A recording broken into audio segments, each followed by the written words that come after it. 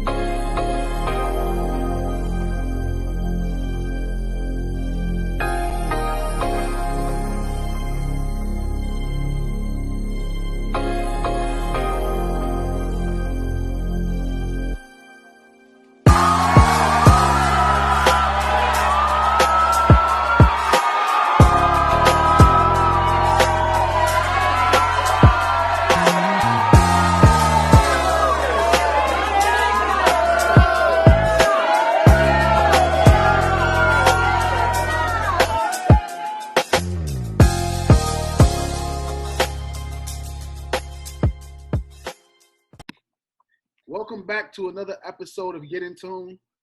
Today we got another special guest on here, man, my brother. First and foremost, how you doing? No complaints at all, man. Blessings, and I truly appreciate you for having me, dog. Looking forward to the dialogue. For sure, man. I really appreciate you for coming on, man. Like, I know you got a busy schedule. You do a whole lot, the whole time. It takes a lot of time. I appreciate you freeing up that space. No, without a doubt. Thank you for having me, man. It's an honor. It's an honor.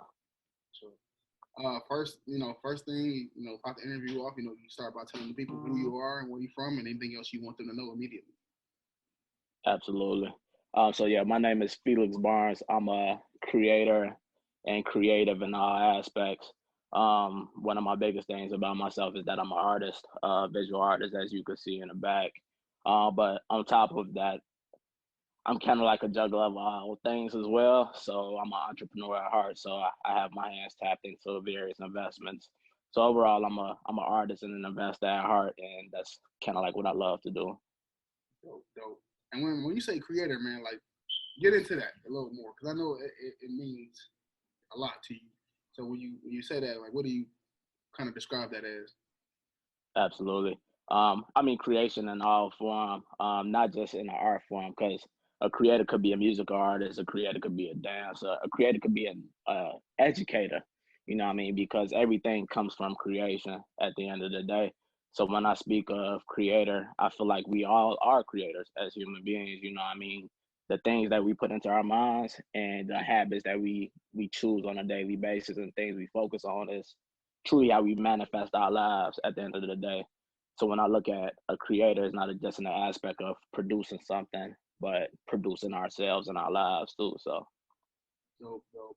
I kind of want to take this back, man. Look, how did you get started on the path that you're on with being an artist and an investor, just that creator? Like, what, just to take us through that. absolutely. It's kind of a long story, man, but from a creative standpoint and an artist standpoint, I've been drawing since I was about 8 years old. And it's pretty much a hobby that I picked up from following my older brother because he was an artist when we were younger. And every time he's drawing, I'm just following behind him. But I picked up a passion on that many years down the line. And from my aspect of an investor, I'm gonna try to kind of like tie the two stories. Back in my high school days, I've always had that entrepreneurship spirit. Like back in high school, I pretty much started a lawnmower service, painting service with one of my guys growing up because we wanted to side hustle. So over that time of working for myself, summer after summer, winter after winter, it gave me that drive to continue to like be my own boss in the long term. So those were like the foundations of like my art and from an entrepreneurship standpoint. But going on into college, I majored into accounting because I've always had that aspect of knowing that accounting is the language of business. And essentially, I always wanted to run my own business in the future. So why not learn how to manage the numbers of it?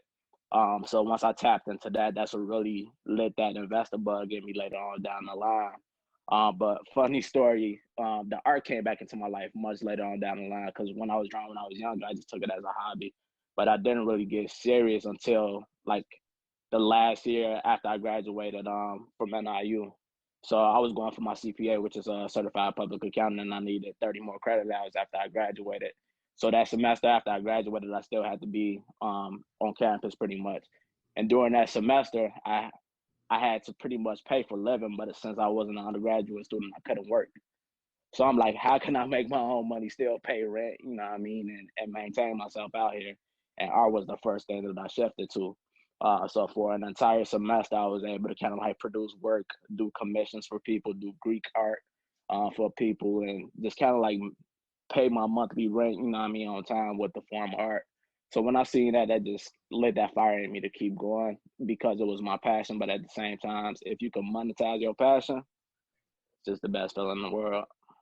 Definitely, man. That's a true, entrepreneur at heart, man. Like, just from when you started in high school and going through all that, and you see it pay off. You know what I'm saying? I think that's the thing about it when you see that, hey, this is what I'm capable of. You see a tapped in potential that was already. Absolutely.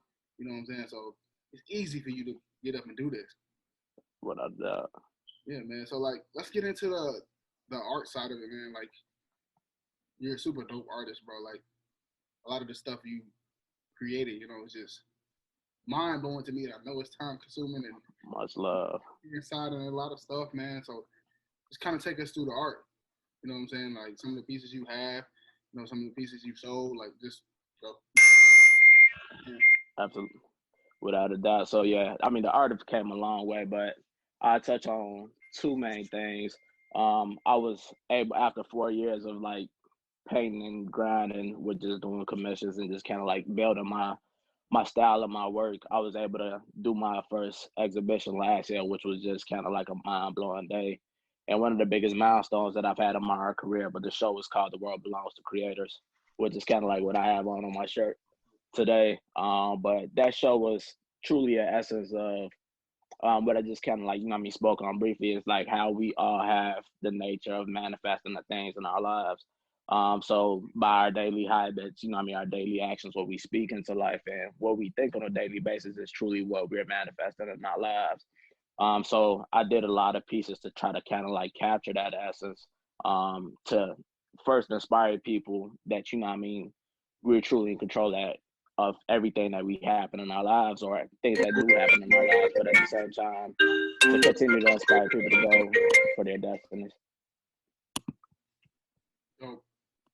Yeah, but with that as well, then I could speak into more of another concept. So another series that I have been working on as well is Between the Lines, and this mainly start off from like the love of music, but over time I've really kind of like hated the stereotype that's been had on the negative aspect of music.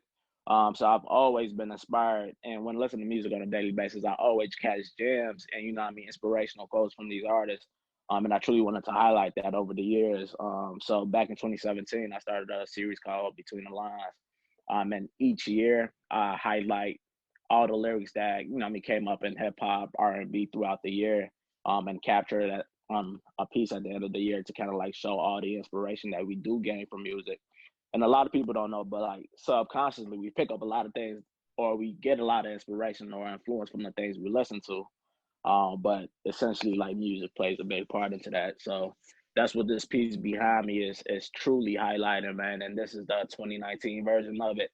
And if I could take y'all through, I started on 2020 up there, but that's gonna be done next year at some point. Ooh, that's so hard. That's hard, bro. Man. But yeah, it features so many artists from artists that we know, from our generation. How many artists would you are on there? Do you know? Or you just... Man, I haven't put a count on it though, but I would say at least 30. I would say at least 30. Yeah. So what you have the name of the piece already? Yep. So it's called Between the Lines 2019. So I keep the series going with that name, and I just, reference the year in it as well. Dope, man. How many hours did that painting take? I don't know if you log in that stuff or if you keeping the track with that. Do you Like, you know what I'm saying? Is that like a part of the story as well? Or like how Uh, I many hours, how long it's taking you to make it? I wish I could track it to the T, but I haven't gotten to that point because I'm always working on like three pieces at a time. So it's hard to say I've done 30 minutes here, 30 minutes here, because I'm always just bouncing back and forth.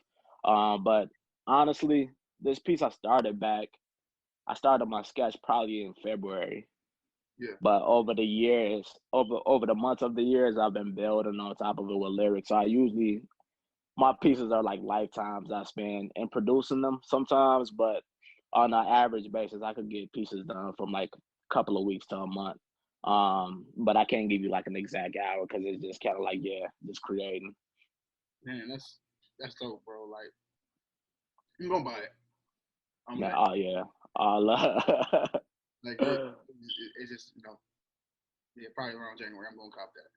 We like, Oh man, uh, yeah, man. When you was talking about the music, man, it's funny that you say that because I was in the program for one of the you know uh, organizations on campus. They were talking about music and how it badly influenced our community, things of that sort. But like, I challenged them in that interview, not interview. I challenged them in that program, to dig deeper into music and take out the trauma, absolutely, story, and what I'm saying. This doesn't have to be an inspiration of you to go do what they're doing. It's an inspiration of you to, you know, do something absolutely, better than what they did. Like challenge them, like, exactly, look for the triumph, look for the quotables that are gems that you can use in your everyday life. You know what I'm saying? Let's give them more credit than let's give that without a creator doubt. more credit than saying that it's just a bad Oh, in the community. absolutely. I think it should be looked at in the essence of even every song is like a book of its own. Yeah, Cause when you're hearing these lyrics or like you're reading a book, you're not taking like you're looking at somebody's story, but at the end of the day, you're picking up those principles from their stories. And that's what you can get from music too. Is like a lot of these artists, they'll tell you about their grind, they'll tell you what they went through, they speak on faith, you know what I mean? But you got to catch yeah, those positive aspects. yeah. They deep in it. Just to, like, do you have artists like that? Not musical, but like artists that you look up to or that inspire you, that you look at and you kind of draw inspiration from them? Absolutely, it's a bunch, man. I could go through a handful of artists that inspire me, but just to name drop a few. I mean, of course, as a Chicago-based artist, I'm always inspired by Hebrew Brantley and his work in his collection. Max Sang is another Chicago artist that's like really huge. Ramon Static. I had the pleasure of meeting him, but he's kind of like decorated the whole city. If you go around, you will see a mural from him everywhere you go. But these guys, I mean, as well as like Timo, Akaruma, it's a bunch of different artists, but they highlight, I mean, a lot of black essence, man, and they really paint the city in a positive light. So I'm always inspired when I see their work, but I also want to continue to kind of like carry on that legacy and inspiring people through visual forms of art because that's been around for the longest, but we got to keep it going. Yeah, definitely, man. Art is such a beautiful thing, bro, to say the least. Like, it's inspiring. It tells a story, all that stuff. Absolutely. Like, I remember being younger and not being able to like draw or I can't draw. Like, I have terrible handwriting, things like that. But I found art through different ways. And I was able to be able to like communicate and speak it, and like that way, like maybe others can draw it out, or I can get somebody to draw it and stuff like that.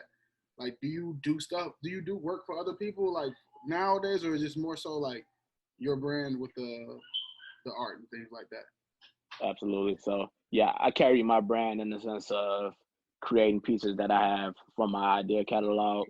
But I also do commissions every now and then.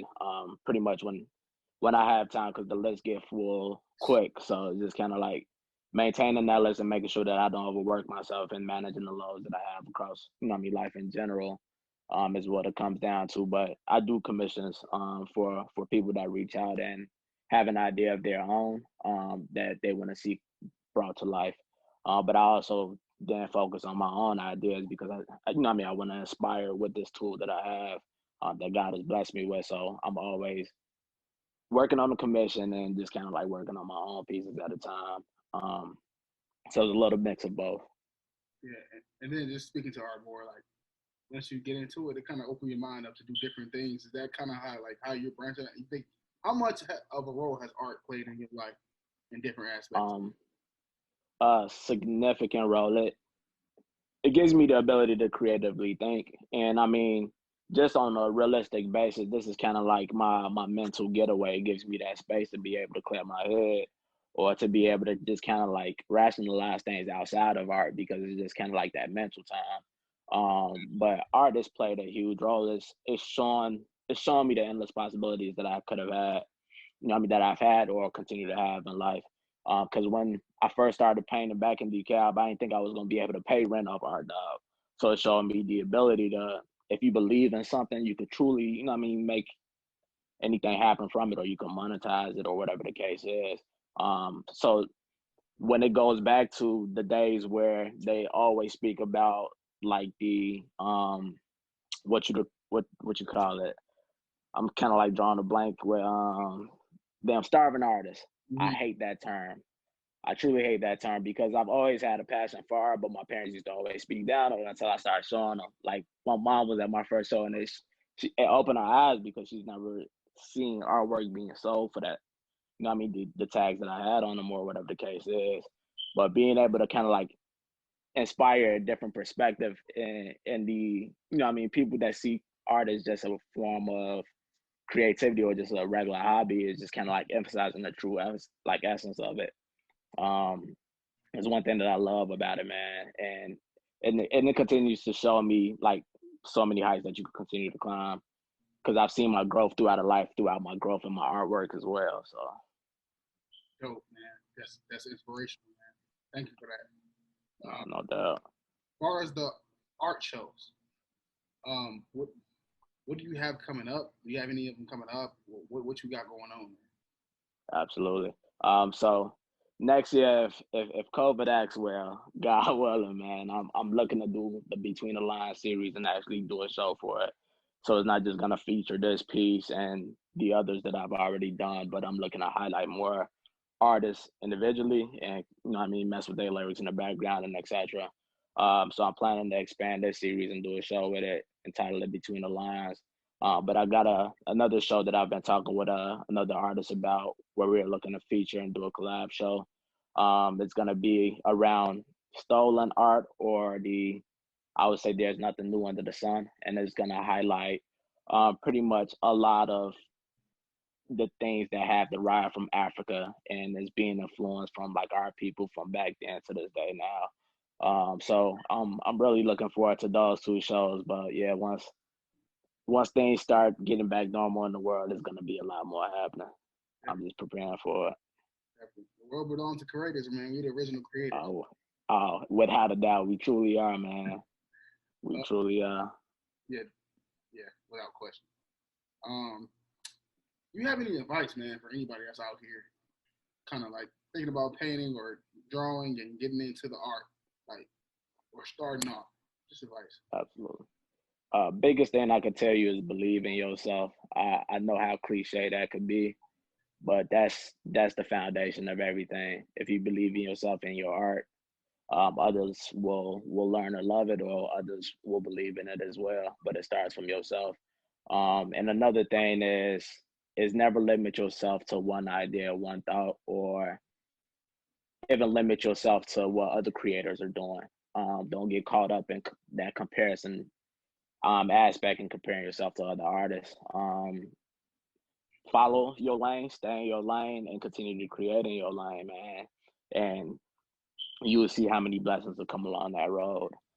But those are the two biggest aspects. And just from a principle standpoint, I'm a big guy, and just not just having one narrow path, but having backup plans as well.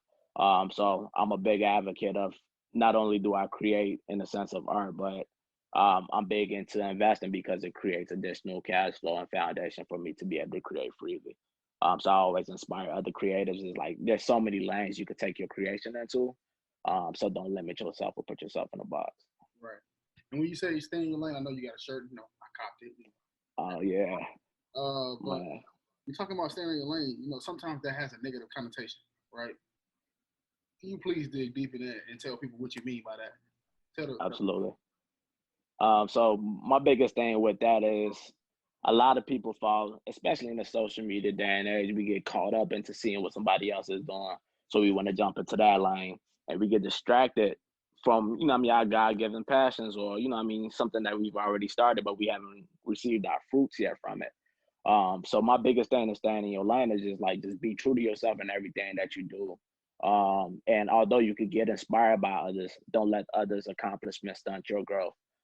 Because it's a lot of things that you could do if you stay on your path, because what you focus on continues to grow, man. And nowadays it's just like people are trying to multitask on so many different levels that we get lost in so many different things that we don't even accomplish some of the milestones we've set for ourselves and a lot of our foundation goals, I would say.